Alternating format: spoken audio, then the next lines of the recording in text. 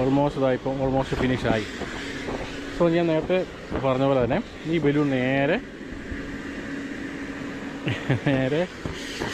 ഈ വെള്ളത്തിലേക്ക് തള്ളിവിടുകയാണ്.